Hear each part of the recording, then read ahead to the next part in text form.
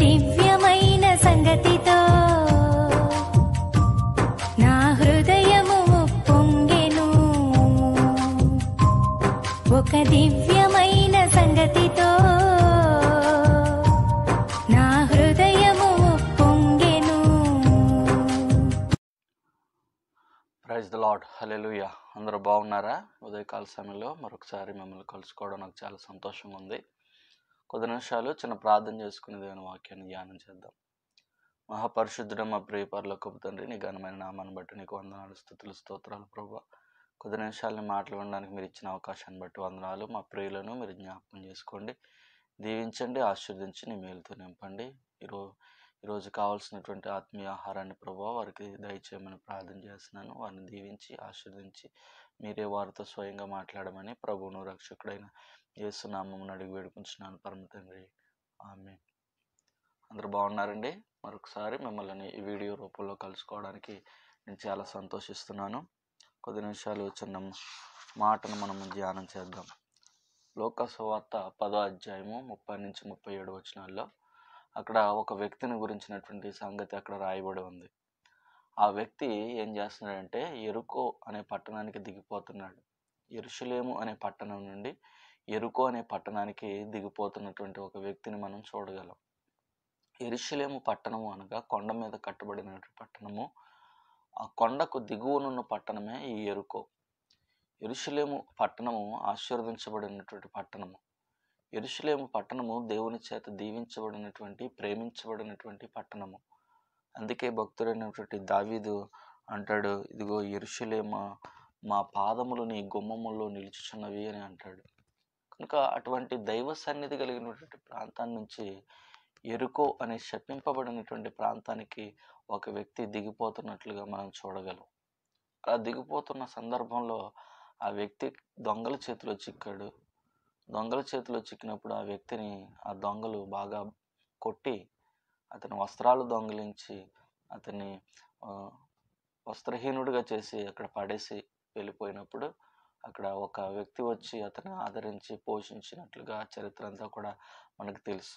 అయితే ఇక్కడ నేను చెప్తున్న మాట ఏంటంటే యెరూషలేము నుండి దిగి వెళ్ళిపోతున్నటువంటి వ్యక్తి. ఆ వ్యక్తి ఎవరంటే దేనికి సాదృశ్యంగా ఉన్నాడంటే క్రైస్తవ భక్తి జీవితంలో దిగజారిపోతున్నటువంటి క్రైస్తవుడు.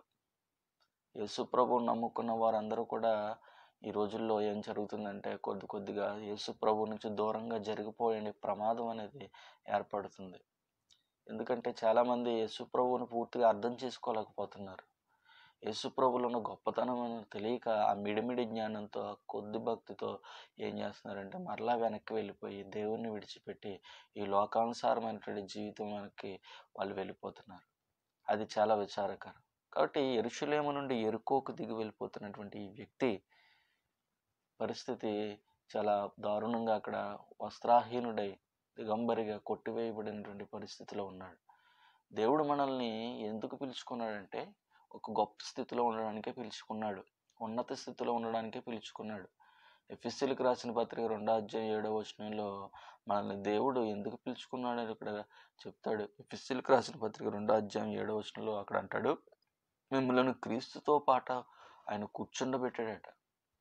అటువంటి గొప్ప భాగ్యాన్ని మనం వదులుకొని మనం ఏం చేస్తామంటే ఈ లోకంలో అక్కడ కూర్చుండబెట్టినటువంటి అగ్రస్థానాన్ని వదులుకొని మనము కింది స్థాయికి దిగిపోవడానికి ప్రయత్నం చేస్తున్నాం. అది దేవునికి ఏమాత్రం కూడా ఇష్టం లేదు. అయ్యో, హోషేయ గ్రంథంలో అంటాడు, ఇదిగో ఎఫ్రాయిము నువ్వు ఎందుకు ఎలాగైపోయావు, నువ్వు పిరికి గువ్వలాగా ఎందుకు అయిపోయావు. హోషేయ గ్రంథం, ఎఫ్రాయిము నా పెద్ద కుమారుడా నువ్వెందుకు ఇలాగైపోతున్నావు అని చెప్పి దేవుడు ఎఫ్రాయిమును గురించినటువంటి బాధపడ్డాడు. అంటున్నాడు, ఎఫ్రాయిము నిన్ను ఎక్కడ కూర్చోబెట్టాలనుకున్నానయ్యా, నువ్వు ఎక్కడికి వెళ్ళిపోయావు అంటే నువ్వు ఈ మోయాబుకి వెళ్ళిపోయావు. ఇక్కడ అంటున్నాడు, నేను ఎఫ్రాయిము గురించి యెషయా గ్రంథం 7వ అధ్యాయం 8 వచ్చిన అదేవిధంగా 11వ వచనంలో అంటాడు, ఇదిగో ఎఫ్రాయిము నా శిరస్త్రాణము. మనము చూడండి, ఎఫ్రాయిము కాళ్ళు కడుక్కుని, ఈ మోయాబు నేను కాళ్ళు కడుక్కుని పాలమంటాడు. అలాంటి ఎఫ్రాయిము దిగజారిపోయి ఒక చిన్న స్థితికి వచ్చేసాడు.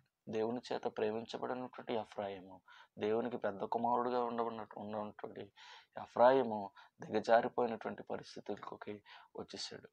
కనుక మనము కూడా దేవుని చేత ప్రేమించబడినటువంటి మనము కూడా కొన్నిసార్లు దిగజారిపోయే స్థితికి వెళ్ళిపోయి దేవుని నామానికి అవమానం తెచ్చేవారుగా ఉంటాం. మనల్ని దేవుడు ప్రేమిస్తున్నాడు, మనం దిగజారిపోకూడదు. యోనాని దేవుడు ప్రేమించి ఎక్కడికి వెళ్ళమన్నాడంటే నినివేకి వెళ్ళమంటే తర్షీషుకి పారిపోయాడు. తప్పిపోయిన కుమారుని దేవుడు ప్రేమిస్తే తప్పిపోయిన కుమారుడు దుర్వ్యాపారం చేసి తన ఆస్తినంతా కూడా పోగొట్టుకున్నాడు. కాబట్టి మనము దొంగల చేతిలో మనం చిక్కకూడదు. మొట్టమొదటిగా దొంగల చేతిలో చిక్కినప్పుడు వీడు ఏమైపోయాడంటే వీడి వస్త్రాన్ని దొంగలు దొంగతనం చేశారు. మొట్టమొదటిగా వీడి వస్త్రాన్ని దొంగతనం చేశారు. కారణం ఏంటంటే వీడి దగ్గర బంగారం ఉండొచ్చు, వెండి ఉండొచ్చు, నగలు ఉండొచ్చు, డబ్బు ఉండొచ్చు, కానీ ఆ డబ్బు మీద కాదు వీడి ఆశ, వాడి వస్త్రం మీద వాడి ఆశ. సాతానుగాడికి కూడా మన వస్త్రం మీదే ఆశ. ఎందుకంటే మన రక్షణ వస్త్రాన్ని, ఉల్లాస వస్త్రాన్ని ఇవన్నీ కూడా దొంగతనం చేయాలి. వీటన్నిటి మీద కూడా వాడు కన్నేసి మన వస్త్రాలను దొంగలించాలని ఆశపడుతున్నాడు. కాబట్టి మనం వాడికి అవకాశం ఇవ్వకూడదు. యెరూషలేము నుండి దిగిపోకుండా దేవుని సన్నిధిలోనే మనం ఉండడానికి మనము ప్రయత్నం చేయాలి. కాబట్టి ఇక్కడ చెప్తున్నాడు, యెరూషలేములో దొంగలు పొంచి ఉన్నారు. యెరూషలేముకి యెరికోకి మధ్యలో ఈ దొంగలు పొంచి ఉన్నారు కనుక మనం చాలా జాగ్రత్తగా మనము ఉండాలి. ఇర్మియా గ్రంథం 2:13 అంటాడు కదా, ఇదిగో నా జనులు 2 నేరములు చేసి ఉన్నారు. జీవపు ఓటైన నన్ను విడిచిపెట్టేసి జీవము లేని వాటిని ఆశ్రయించి నీళ్లు నిలవని తొట్టెలను తొలిపించుకున్నారని అక్కడ అంటాడు. కాబట్టి మనము జీవం లేని వాటిని ఆశ్రయించకూడదు. దేవుణ్ణి ఆశ్రయించి దేవునితోనే ఉండాలి తప్ప మనం జీవం లేని వాటిని ఆశ్రయించి మనం దిగజారిపోయే మన పరిస్థితికి మనం రాకూడదు. మరి ఈ రోజున మనం ఎలా ఉన్నావు? నువ్వు ఎలాగున్నావు? యెరూషలేములోనే ఉన్నావా, లేకపోతే యెరికోకి దిగిపోతున్నావా? యెరూషలేము పట్టణంలోనే స్థిరంగా దేవునితో ఉన్నావా, లేకపోతే యెరికోకు దిగిపోయి నీ భవిష్యత్తును, నీ యొక్క క్రీస్తులో నువ్వు అంటుగట్టబడినటువంటి ఆ యొక్క అనుభవాన్ని కోల్పోయి దేవునికి దూరంగా జరిగిపోతున్నావా? జాగ్రత్త సుమా, దేవునికి దూరంగా జరిగిపోయావంటే నిన్ను తప్పించే నాదుడు ఎవరు కూడా ఉండరు. కాబట్టి దేవునిలో అంటుకట్టబడి దేవునితోనే స్థిరంగా ఉండే అనుభవాల్లోనికి మనం ఉండాలి తప్ప యెరూషలేము అనుభవం నుండి యెరికో అనుభవానికి దిగజారిపోయే క్రైస్తవుల్లా మనం ఉండకూడదు. ఈ లోక సంబంధమైనటువంటి వాటి కోసము, లేకపోతే ఈ లోక సంబంధంలో ఆచార వ్యవహారాల కోసము, ఈ లోకంలో ఉన్న వ్యక్తుల కోసము, నువ్వు ప్రేమించే మనుషుల కోసము దేవుణ్ణి విడిచిపెట్టేసి నువ్వు యెరూషలేము నుండి యెరికోకు దిగిపోవడం చాలా ప్రమాదకరమైన నీకు జ్ఞాపకం చేసుకుంటున్నాను. కాబట్టి దేవుడు అంటున్నాడు, ఇదిగో నీవు దేవునిలో అంటుకట్టబడి ఉండాలి. యెరూషలేము నుండి యెరికోకు దిగిపోకుండా ఆయనతో పాటు నువ్వు ఉండాలనేది ఆయనకు ఇష్టం. కాబట్టి దొంగతనానికే వస్తాడు. యోహాను సువార్త 10:10 అక్కడ దొంగతనానికే వస్తాడని రాస్తున్నాడు. కాబట్టి దొంగ నీ రక్షణ వస్త్రాన్ని దొంగతనం చేయాలని సాతాను ఆశపడుతున్నాడు. వాడికి ఎందుకు నువ్వు అవకాశం ఇవ్వాలి? వాడికి అవకాశం ఇవ్వకుండా నీవు నీ యొక్క రక్షణ వస్త్రాన్ని కాపాడుకో. యెరూషలేములోనే ఉండు, యెరికోకు దిగజారిపోకు. యెరూషలేములోనే ఉంటూ దేవుని ఆశీర్వాదాలు సంపాదించుకోవాలని నీకు జ్ఞాపకం చేస్తున్నాను. కాబట్టి దేవుడు అంటున్నాడు, ఇదిగో నువ్వు ఎక్కడికి వెళ్ళిపోతున్నావు కానీ మరలా తిరిగిరా. ఇక్కడ అంటున్నాడు, పిలవబడిన వారందరినీ కూడా దేవుడు మరలా పిలుస్తున్నాడు. విడిపోయిన వారందరినీ కూడా, దేవుడి నుంచి దూరంగా జరిగిపోయిన వారందరినీ కూడా దేవుడు ఆహ్వానం తెలియజేస్తున్నాడు. ఇదిగో దేవుని యొక్క పిలుపు నిన్ను ఆహ్వానిస్తుంది. ఇక్కడికి ఎక్కి రండి అనే పిలుపు మరలా నీకు వినిపిస్తుంది. దేవుడు నిన్ను ఆహ్వానిస్తున్నాడు.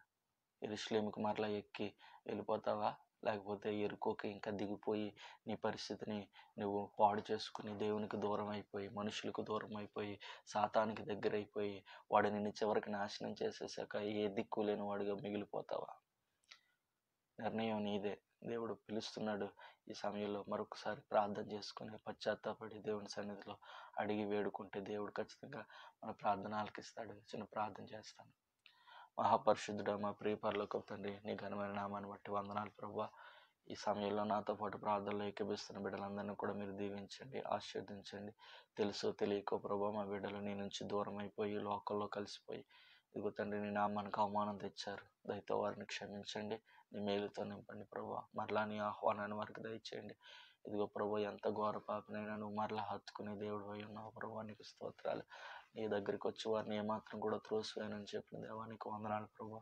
మా బిడ్డలందరినీ కూడా మరొకసారి నీ దగ్గరికి చేర్చుకోండి ప్రభువా. నీ దగ్గరికి చేర్చుకుని నీ బిడ్డలుగా మరలా మార్చుకుని కడిగి శుభ్రపరిచి నీ వాక్యమైన నీటితో శుభ్రపరిచి ప్రభా నీ యొక్క బలమును శక్తిని ఆరోగ్యమైన బిడ్డలకు దయచేయమని ప్రార్థన చేస్తాను. ఎవరెవరైతే మనుషులు ఈ ఆలోచనలు కలిగి ప్రార్థన చేసుకుంటున్నారో ప్రతి ఆలోచనను కూడా సఫలం చేయమని ప్రార్థన చేస్తున్నాను. నీ నిండైన దీవెనలు ఆశీర్వాదాలు బిడ్డలందరికీ దయచేయమని ప్రభువును రక్షకుడు నేను యేసునామమున అడిగి వేడుకుంటున్నాను పరమ తండ్రి. ఆమెన్. అందరికి వందనాలు. Praise Lord. ఇదిగో మరలా దేవుడు మిమ్మల్ని ఆహ్వానిస్తున్నాడు. మరలా తిరిగి మీరు దేవుని దగ్గరికి రండి, పశ్చాత్తాపడండి, మోకరించండి, ప్రార్థన చేయండి. మీరు చేసిన ఇటువంటి పాపాన్నైనా దేవుడు క్షమించడానికి ఆయన ఇష్టపడుతున్నాడు. మిమ్మల్ని అందరినీ కూడా దేవుడు దీవించునుగాక. ఎవరెవరైతే ఈ వీడియో చూస్తున్నారో ప్రతి ఒక్కరు కూడా ఈ వీడియోని చూసిన వారందరూ కూడా లైక్ చేయడం మర్చిపోకండి. సబ్స్క్రైబ్ చేయవలసిన వారందరితో కూడా సబ్స్క్రైబ్ చేయించండి. లైక్ చేయండి, కామెంట్ చేయండి. మీ ప్రార్థన అవసరతలు, మీ భారాలు వాట్సాప్ రూపంలో తెలియజేసిన, కామెంట్స్ రూపంలో తెలియజేసిన ఖచ్చితంగా మీ నిమిత్తము ప్రార్థన చేస్తాను. Thank you for listening. May God bless you. Thank you.